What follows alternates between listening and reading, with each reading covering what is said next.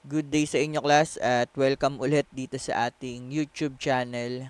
Ngayong araw nga ay pag-uusapan natin yung paggamit ng querying. So, isa dito yung filtering, aggregating, at yung last, yung ordering ng data. So, first nga ay mag-run muna tayo ng server and then punta tayo dito sa blog. Okay, kung mapapansin nyo, meron tayong ginawang template dito sa book list. So, hindi na nga natin gagamitin yung part na ito. So, kung i-delete natin siya, then refresh, and kung mapapansin nyo, nawala. So, hindi na natin siya gagamitin. Bali, para nga makita nyo yung paggamit ng querying, so gagamit na tayo ng table. Although, pwede pa rin naman natin siyang gamitin, pero sa table kasi mas organized. Okay.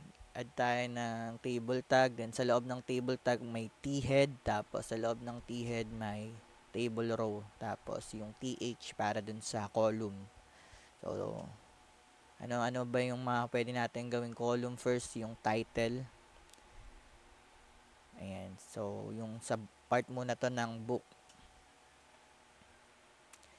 Ayan. So, add lang natin lahat ng pwede natin maging column. No?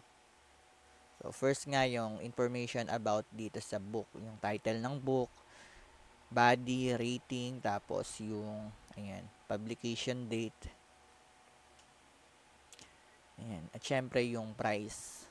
So, after natin makuha yung information sa book, yung mga table naman na naka-relationship sa book. So, first yung authors, then yung publisher, tsaka yung, added by. So, yung added by, ito yung user na natin. Ito siya si user. Kaya, added by. Kasi nga, siya yung nag-add nung book na yan dito sa system natin.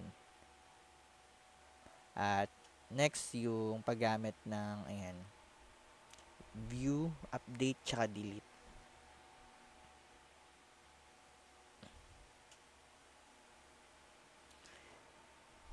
Okay na yung ating column. So, kung papansin nyo nung nirefresh natin siya, okay naman. Then, add lang tayo ng CSS para sa, design na minimal design lang. Shift F5 pala para gumana yung CSS kasi may times na hindi siya gumagana. So, Shift F5 yung gagawin niya. So, next yung T-body, no? So, sa T-body, nandito na nga yung mga information. So, ganun lang din, table row, then, yung kanyang TD. Pero bago yung TD, gagamit tayo dito ng looping, no? Okay, ilulup na natin lahat ng information. Tulad lang nung ginawa natin last time. So, pero this time, ilulup natin siya na nasa table. Okay, for book, in books. Kasi nga, yun yung context object name niya.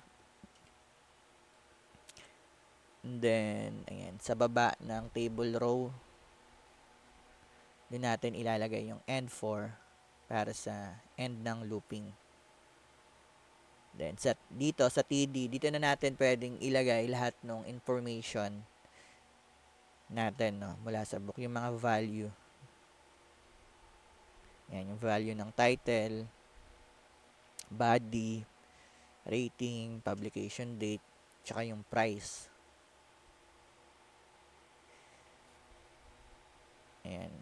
Mahalaga na kung ano yung sinet nyong variable name dun sa models natin ay tugma dito. So,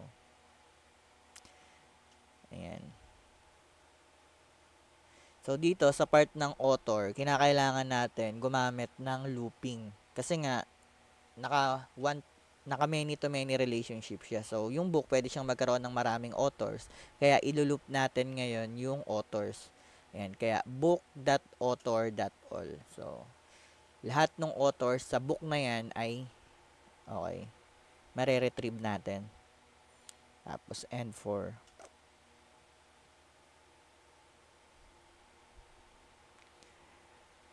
And then, yung kanyang first name and last name.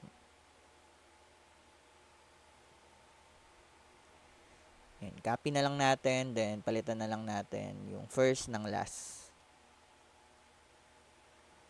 Ayan. So, ayun siya yung author.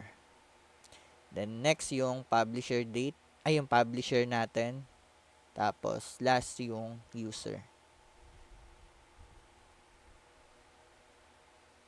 Ayan. Kung i-refresh natin siya, ayan, mapapansin nyo na okay, na-retrieve naman lahat ng data. So, na-loop niya.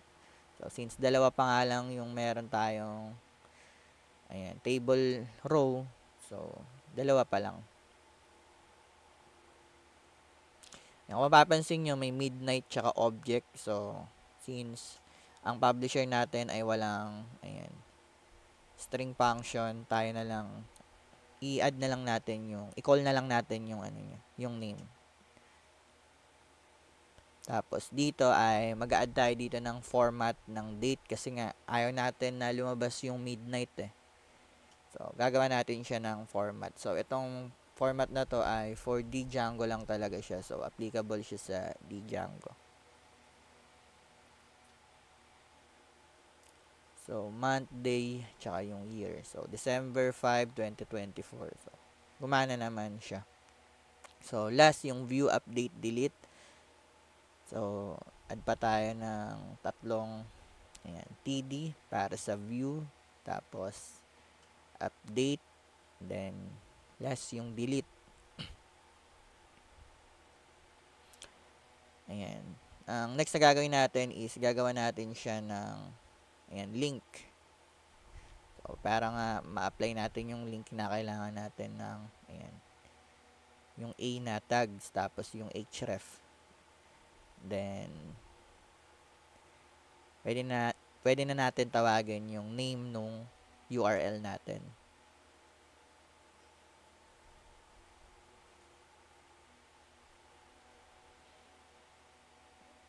Okay.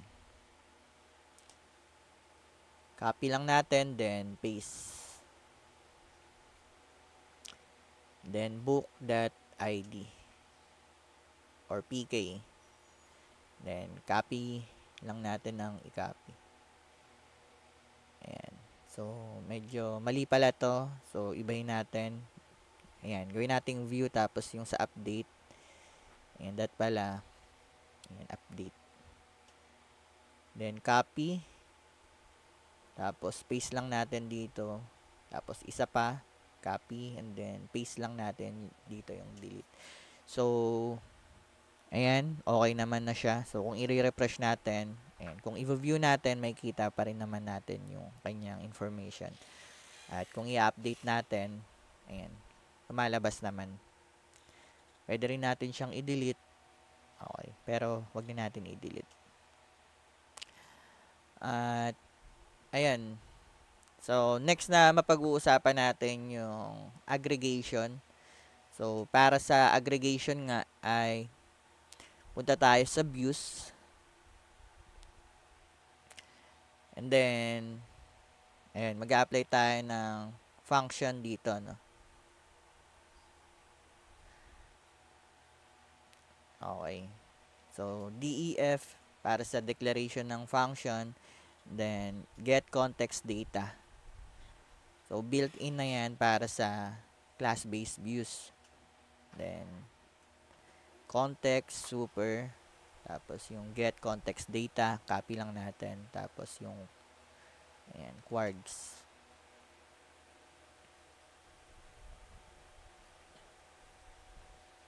So, after nga natin makapag-set up ng function, okay, pwede na natin, ayan, gamitin yung context. So, ayan, pangalanan lang natin ng total authors or books, ayan, and then book.objects.count. So, ika-count natin kung ilan na ba yung book na meron tayo. So, para dun si count. So, part to ng ayan, aggregation nga sa ating models. And then, isa pa.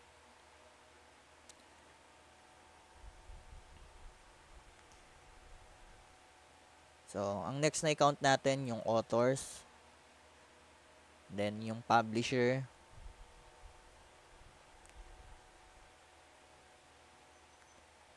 At ano pa ba? Ayan, yung store pa pala. So, pwede rin naman natin i-count yung store para makita, ma-count din natin kung ilang store yung meron tayo. At syempre, yung user, no? So, sir, paano natin may import yung user dito? So, sa views natin, nagamit tayo, dito natin siya i-import. So, ayan, from django.contrib.auth.models, import user. So, make sure nyo na meron muna kayong import na user bago nyo i-count yung user para ma-define natin yung user natin.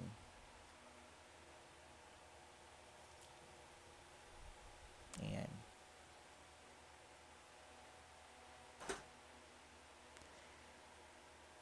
So, ayan, after natin ma-set yung aggregation, okay, lagay tayo ng tfoot para sa count.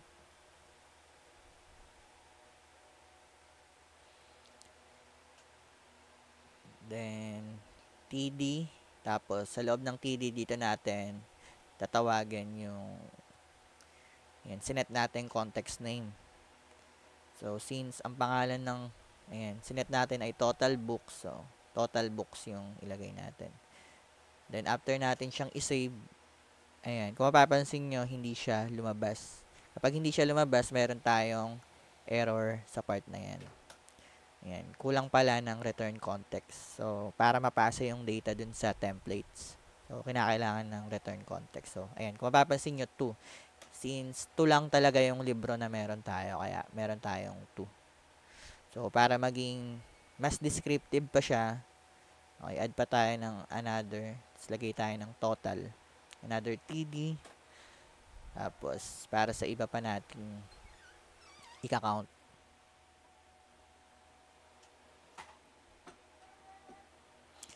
Then, total authors. Ano pa ba? Total publishers. Then, yung total store. Kulang pa siya ng S, pero, ayan. Kapag nag-code kayo, kayo na lang yung magbago. Tapos, total users.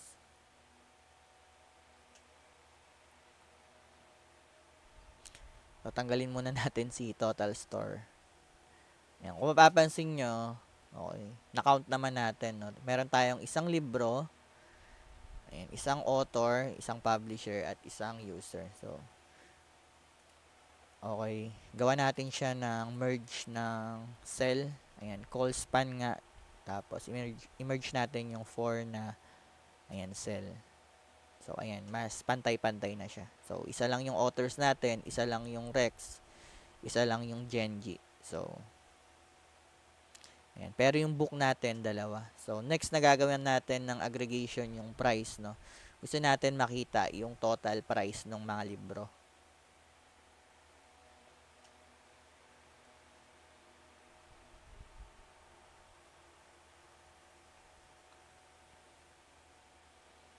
Okay, then add tayo ng form method. So, next na pala na gagawin natin yung sa part ng querying. So, for ano naman to, filtering, search bar yung gagawin natin. So, pagsasabayin na natin yung okay, search bar tsaka yung paggamit ng sum na aggregation. Ayan.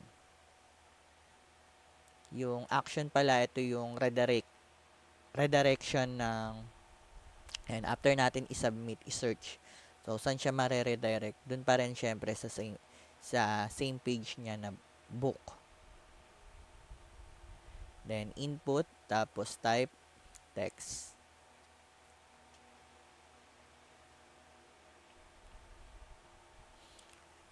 Ayan.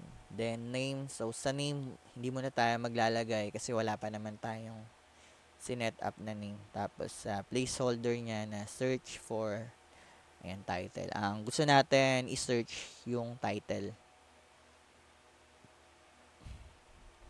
Tapos, yung sa part ng value. So, sa value, hindi rin muna tayo maglalagay.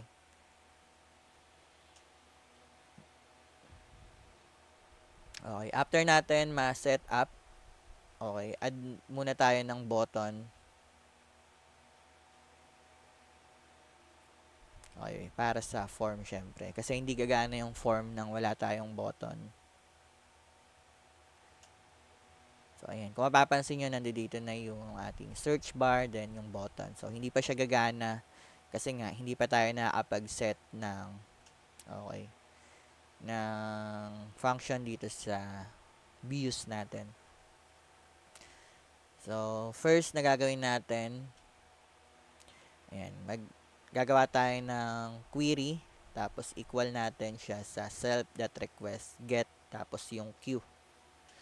So, yan nga yung name ng ating input. Then, queue or, ayan, null.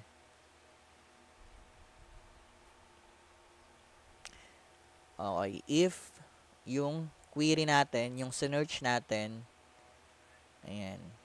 So, dito gagamit tayo ng conditional statement na if-else, no? So, yung filter books, tapos, books object filter, then yung title, ay equal dun sa search natin. Dapat, okay, mafi-filter natin yung, ano, lalabas yung search natin. So, ganun yung condition niya. Kung hindi naman, okay, lahat ng libro lalabas. Yan, kung wala ka nilagay. So, ayan. Try natin mag-search ng think. So, then search. Ayan. Hindi pa siya gumana. Ibig sabihin, meron pa tayong nakalimutan. Ayan. Hindi pa tayo nakapag-add ng context. At, ayan. Mag-add tayo ng Q. Tapos, yung value niya.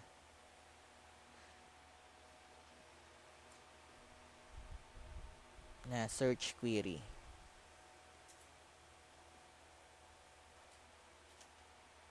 Okay. Try pa ulit natin. So, hindi siya gagana kasi hindi pa tayo nag-add ng context.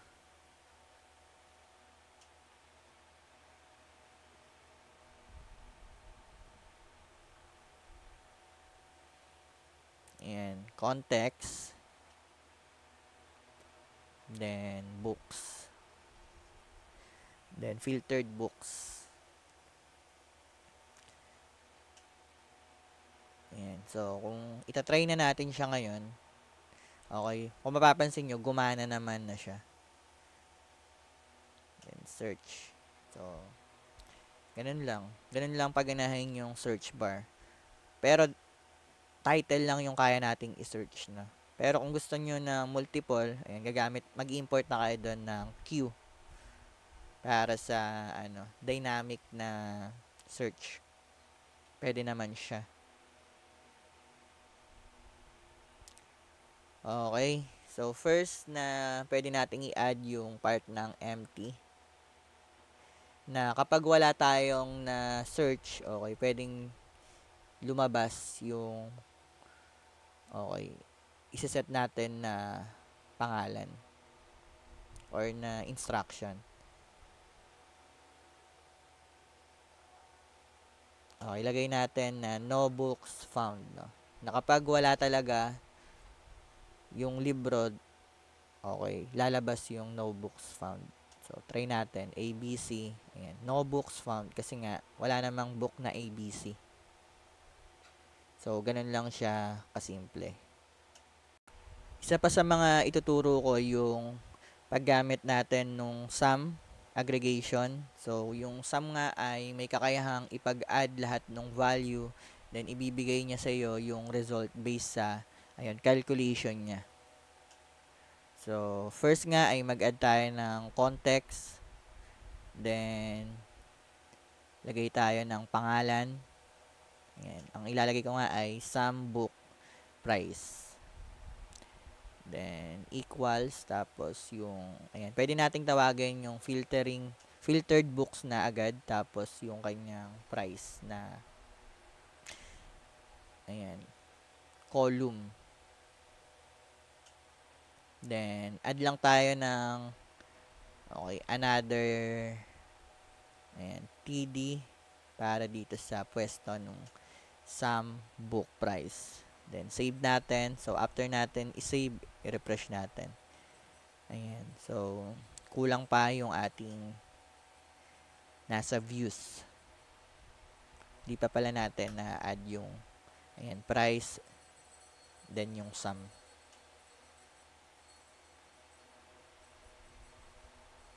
Ayan. Or 0. So, ito, mas dynamic yung ginawa natin dito, no? Kasi nga, nag-iiba-iba yung price natin based sa na-filtered natin. So, mas okay siya. So, add tayo ng another table.